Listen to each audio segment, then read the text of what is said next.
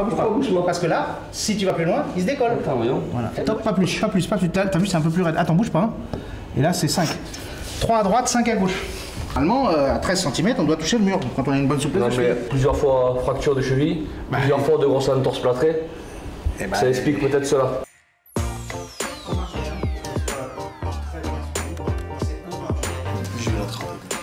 On a parlé surtout avec les kinés qui eux élaborent un test, donc ça s'appelle le test GMC. Donc on a la chance d'avoir Jean-Mi quand même qui a bossé avec l'équipe de France de rugby à 15 et ils se sont rendus compte que ceux qui n'avaient pas la moyenne au test, dans 100% des cas, il y a eu des blessures sur 2 Coupes du Monde.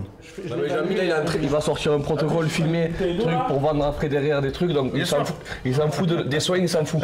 Là il est sur le truc de vouloir développer son projet individuel. Un bon score. Les tests GMC, c'est les tests d'évaluation de profil à risque, donc de joueurs qui sont à risque plus important de blessures que d'autres.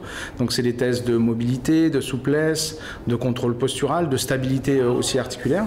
Ça nous donne une évaluation qui est sur 20 points puisqu'il y a 20 tests. Sur une première évaluation GMC, un groupe qui est testé dans le rugby, c'est de l'ordre de 12 à 13 en moyenne sur 20.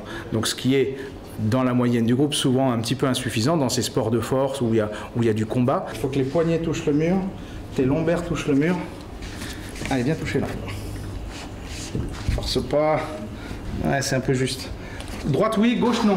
Un joueur qui va avoir un score GMC à 7 sur 20, et ça arrive qu'on en ait, hein, eh bien, c'est un joueur qui va avoir de nombreuses anomalies. En fait, il faut savoir que chaque point réussi, c'est un test normal, c'est pas un test de performance. Si on a réussi un test et qu'on a un point, c'est tout à fait normal.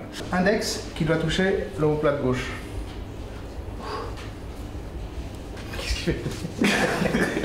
Voilà, tu vois qu'il en manque. Hein. Je suis assez droit pour essayer d'aller. Marche pas. Reviens.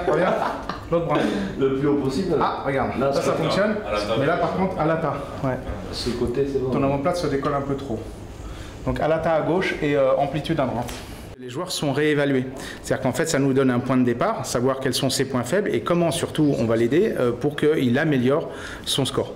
Alors, en grosso modo, c'est des exercices sur la base de petits protocoles qui durent une quinzaine de minutes que le joueur doit faire individuellement. Donc, il doit se les approprier, bien prendre conscience de ses points faibles et travailler dessus individuellement toute la semaine sur des créneaux bien définis. Et ça, il doit le mettre en place avec son club. On va leur dire, écoutez, on a vos scores et on a les protocoles qui sont recommandés.